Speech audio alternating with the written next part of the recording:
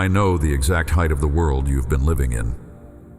It is the height of hems and shoe leather and the lower third of every doorway, because your back learned an angle in some year you could still name if I asked you to. And then it stopped feeling like an angle and started feeling like you. It was never you. Not a decision you made in a weak season. Not a sentence I handed down and then walked away from. Not the shape of the person I had in mind when I drew the frame.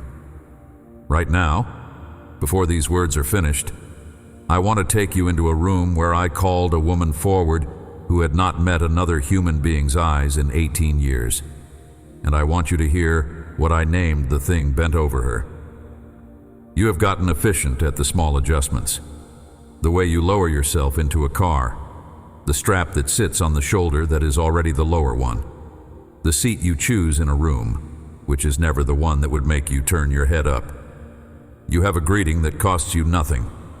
A quarter turn, half a smile, gone before anyone can hold you in place with a real question. The ache sits between your shoulder blades, and it is awake before you are. And underneath all that quiet engineering, there is a sentence you have never handed to another person. I cannot remember what my full height felt like, and I have stopped waiting to find out. Your house has been rearranged around it too, and you did the rearranging yourself, one small concession at a time. The good plates moved down a shelf. The coat you actually like went to the hook you can reach without reaching. There is a mirror somewhere in your home that you tilted a few degrees at some point and never tilted back, and it now shows you exactly as much as you had decided you wanted to see. None of those were decisions. Each one was a Tuesday. That is how a life narrows, not by catastrophe, but by 100 sensible accommodations nobody could argue with, made one at a time by a person doing their honest best. Not every one of you is bent in the body. Some of you are, and I am not going to walk past that. I will come back to it plainly before we finish. But there is a folding that no scan will find. A thing done at 22 still moves a man's eyes to the floor whenever a certain kind of person comes into the room. A woman was told once by a voice she had no reason to doubt that she was too much, and she has been making herself narrower in doorways ever since. Somebody grew up in a house where the small posture was the safe one, and 40 years on, the shoulders still rise before the front door opens. Bodies keep the shape the years asked them to hold, and you stopped asking somewhere along the line. That is the part nobody around you can see. There was a stretch when you did ask, plainly at first, then desperately, then in a kind of shorthand that embarrassed you. Then the asking thinned into something else, a wish you permit yourself on bad nights, a sentence that begins and does not finish. You never decided to give it up. Nobody signs a paper like that.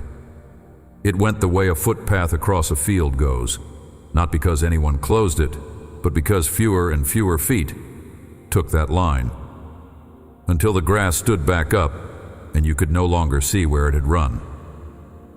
Lift your eyes off this for 3 seconds and find the highest thing in the room you are in. The top edge of a door, the line where the wall meets the ceiling, a light fixture you have not properly looked at in months. Hold it, and then come back. Most of what you have been calling your life has been happening in the bottom third of every room you walk into, and the top 2/3 have gone on existing this whole time, unvisited, waiting for a head to come up. So come into a room with me. An ordinary gathering on the day the town set aside for it, the scrolls out, the same benches, the same faces. A reading half of them could have recited from memory. She was there. She was always there. 18 years of arriving on her own 2 feet and 18 years of leaving exactly as she came. Bent double, the account says. Unable to straighten herself at all, and the word chosen was not unwilling. Unable. It is the word you use for a thing that has been tried, and tried again, and cannot be done. Notice what she did not do. She did not push to the front. She did not call out over the reading, did not lay her case in front of anyone, did not arrange her suffering where it would be noticed. Nothing is recorded of her asking me for a single thing that day. She came in with the same ache she had carried in for 18 years, took whatever place was left, and set herself to listen with her eyes on the floor, because the floor was the entire view her frame allowed her. And I saw her, across a full room with a text open in front of me and every reason to keep reading. I stopped. I called her forward. Sit with the length of that walk for a second. From the back of a full room to the front is not far. For her, it was the longest distance in that town. Every step took her past somebody who had watched her fold a little further year after year and had made a quiet peace with the sight. She could not see their faces going by. She could see hems and sandals, and the dust worked into the floor. And she went anyway, toward a voice she could hear and could not look at. Faith has looked like that far more often than it has looked like certainty. A person moving forward in the direction of a voice, with the view unchanged the entire way. Understand what that cost her and what it gave her in the same motion. A person bent that long has built a whole life out of not being looked at. You learn where to stand. You learn which errands to run at which hour. You develop a talent for being in a room without being in it. And after enough years, the talent stops feeling like a wound and starts feeling like a skill you are quietly proud of. Then a voice says, "Come here, not stay where you are. Not I will come around to you at the back, where it is easier for everybody. Forward, through the middle, in front of all the people who had grown used to the sight of her and had long since stopped seeing her." What happened next was written down by a careful hand in plain sentences, with no attempt to make it larger than it was.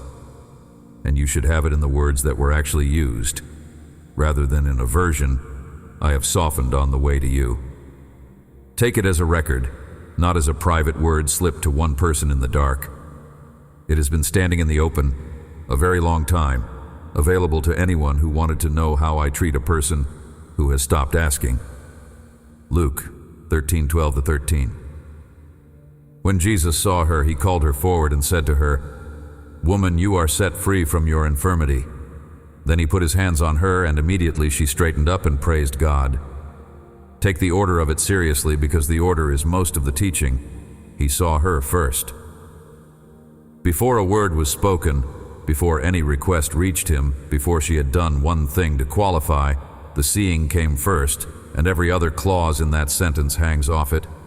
Then he called her forward, which means the distance was closed by the one with authority to close it, not by the one who could not lift her head. Then the words themselves, "You are set free," not "you will be," not "you may be if this goes well." A thing already done, announced out loud in the room where it happened, and only after all of that did he put his hands on her. The touch came last. Most of you have been waiting your entire life for the hands, and treating their absence as proof that nothing earlier in the sentence was true. Then the two verbs at the end, arriving in the same breath. She straightened, and she praised. Nobody prompted her. There is no line where she is told what to say next. The first thing a body does when it comes up after 18 years is not check itself in a mirror, not test the new range, not explain to the neighbors what has just occurred. It worships. Praise turns out to be the natural sound of a frame, finding its own design again. And if worship has felt forced to you lately, manufactured, pushed out of you by effort, it may be that you have been trying to produce it at an angle it was never meant to come out of. Now, hear the thing I mean to take out of your hands. Because you have held it so long, it has warmed to the temperature of your own skin. You have decided that the bend is your nature, not an injury, not something that happened to you. Your temperament, your personality, your particular make. You say it lightly when someone asks. You have a joke ready about it. You have built a small theology around it, in which I made you this way for reasons of my own. And the correct response is gratitude and silence. That is the sentence I am contradicting. Look at what I called it in that room. I did not call it her disposition. I did not call it her lesson or her cross or her personality. I called it a binding, a thing tied around a person by something that is not that person. And a not is a different kind of problem from a nature. Feel how far apart those two words are, because your whole standing in front of me depends on which one you have believed. A nature gets argued with. A nature gets apologized for, managed, defended when somebody comes too close to it. Nobody unties a nature, but a knot is loosed. A knot has an outside and an inside, and a first turn that started it, and whatever hand tied it, another hand can work it open. When I looked at her, I did not see a woman who was constitutionally low. I saw a straight frame with something wound around it, and I was not confused for a moment about which of the two was hers. Place your hand on your throat, flat, and let your chin come down toward your chest an inch. No further than that. Feel the skin gather under your palm and the room under your jaw close up. Now let the chin come back to level and feel the same skin go long. That short stretch is the first thing to shut when a person folds, and the first thing to open when a person is lifted. You have been living in the gathered version of it for years. Your voice has been coming out through the folded space, which is part of why your own praying has sounded to you like something being pressed past an obstruction. It was never meant to be the resting shape. Your prayers have taken the shape of the room you say them in. Short, aimed downward, addressed to the floorboards between your feet, because the floorboards were where your face already was. You apologize inside your own praying for the smallness of it, for asking again, for occupying the time. I want you to know what those prayers have sounded like on my end. Not squeezed, not thin. A voice coming out through a folded place is still a voice, and I have not had to lean in to catch a single one of them. There were people in that room who objected, not to the fact of it, to the timing, and the answer I gave them back is the one worth overhearing. Every one of them kept an animal. Every one of them on that same set-apart day walked out to the stall, untied the beast, and let it down to water, and not a single person in that community called it a violation. The knot on the animal came off every day of the week without discussion, because a creature that cannot reach water has to be led to it. And then I asked them the question they had no answer for. This daughter of the promise, tied up for 18 years, should she not be untied on this day of all days? You have been the one doing the untying. That is the part of this I want, said out loud on your behalf. You loose everyone else's knots. You get up early for it. You rearrange a week around it. You notice the person standing at the edge of a room precisely because you know what the edge of a room feels like from the inside. And your own knot has been sitting there through all of it, and somewhere in you there is a ranking that puts you below the animal in the stall, because the animal at least gets led to water every single day. I never made that ranking, and I am saying it in front of anyone who wants to argue about the appropriate hour for mercy. You are not the exception to your own kindness, and you have grown skilled at being the one who is fine. It is real work, that, though nobody has ever paid you for it, you answer the question before it is fully out of somebody's mouth. You keep a spare answer ready, with a small laugh sanded into it, so the conversation can move along to easier ground. Meanwhile, you run a private ledger of what an ordinary afternoon actually costs you, and you have shown that ledger to no one. Partly out of pride, and partly because the one time you began to, you watched a face go careful and you decided never again. I have read the ledger, every line of it. Not one entry in there has ever made me think less of you. Something worth pausing on before we go back. On a coast where the wind comes off the water in one direction for most of the year, the trees grow leaning inland, and they keep the lean long after any particular storm has passed. A person who knows how to read them can stand in perfect stillness and tell you which way a wind blew for 30 years, because the shape stayed on after the cause left. Nobody looks at those trees and calls them dishonest or weak or badly made. The lean is an accurate record of what they lived under. So is yours. What I am doing here is not correcting a defect in you. I am dealing with a wind that stopped blowing a long time ago and left its instructions in your frame. Now the part I owe you plainly, because a soft answer here would be a cruelty. Some of you are hearing this in a body that genuinely will not straighten. There is a spine with a diagnosis attached to it, a joint fused for a decade, a pain that arrives on schedule and organizes the whole day around itself. I will not name the morning that changes.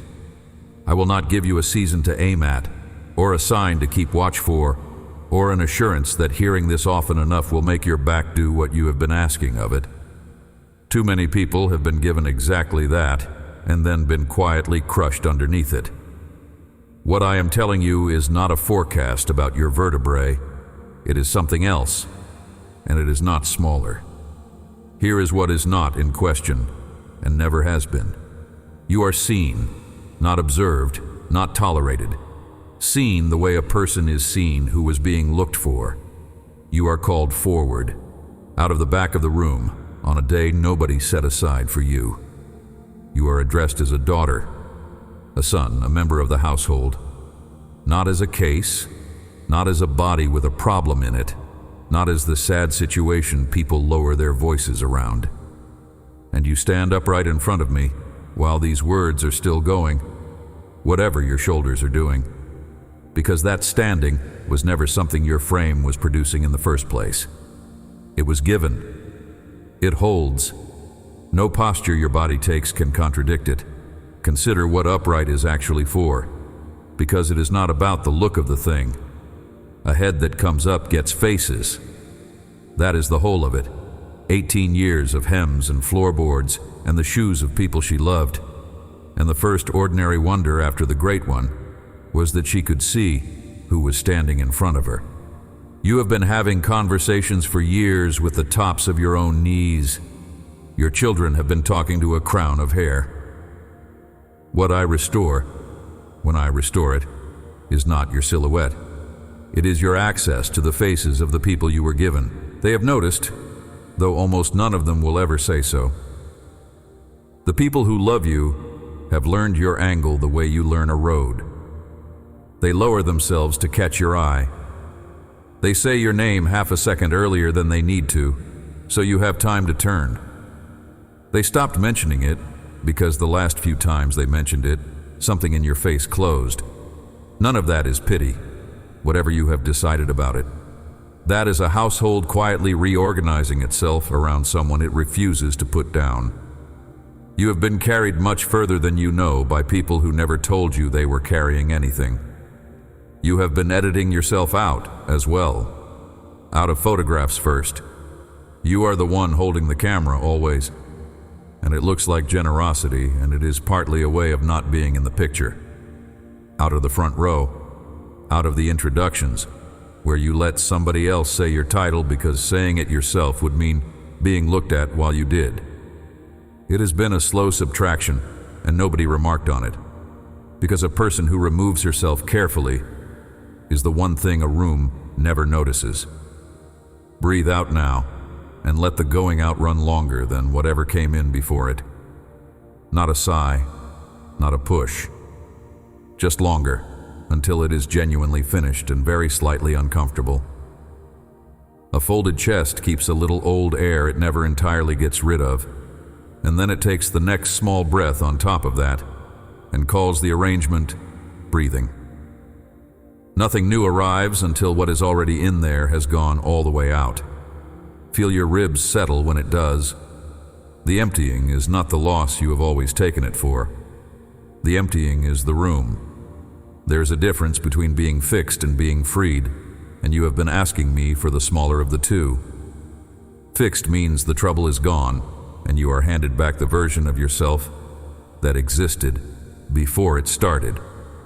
Freed means something that was holding you no longer holds you, and the person who walks out is not that earlier version at all. She is somebody who has been down there. She knows what the floor of a room looks like. She will notice, for the rest of her life, the one other person in any gathering standing at the angle she used to stand at, and she will go and stand near them without being asked to. I am not restoring an earlier draft of you. What I am doing is not smaller than that. It is not the same thing either. 18 years does something to a person's sense of the possible that a bad month never could. A month is weather. 18 years is climate, and you stop packing for anything else. You quit imagining alternatives, not out of unbelief, but because imagining them turned out to be the most expensive thing you did all week. I know what the length of it has cost you, and I'm not going to praise you for enduring it as though endurance were the point. It was not the point. It was the terrain. What I want noticed is that the account bothers to count them. 18. Somebody thought the number worth writing down, which means the years were being counted the entire time by someone other than you. And I did not date her worth from the afternoon she came up. She belonged to the household on every one of those bent days, in the same seat, in the same room, hearing the same reading, and going home unchanged. If I had valued her at her posture, I would have looked past her for 18 years, and then discovered her at the end of them. That is not what happened. I had been looking at her the entire time, which is the only reason there was anything there to call forward when the moment arrived. There are people hearing this who are not the bent one. You are the one who lives with her. You have tried the direct conversation, then the careful one. You have tried leaving him alone with it. Then you have tried refusing to leave him alone with it. You are tired in a way that has no word attached to it, and lately a question has been forming that you would never ask out loud in front of him. Is the person I married still under there? He is. That angle is not a verdict on how much you are loved. It is a body and a spirit still obeying an instruction handed down a long time ago by something neither of you invited into the house.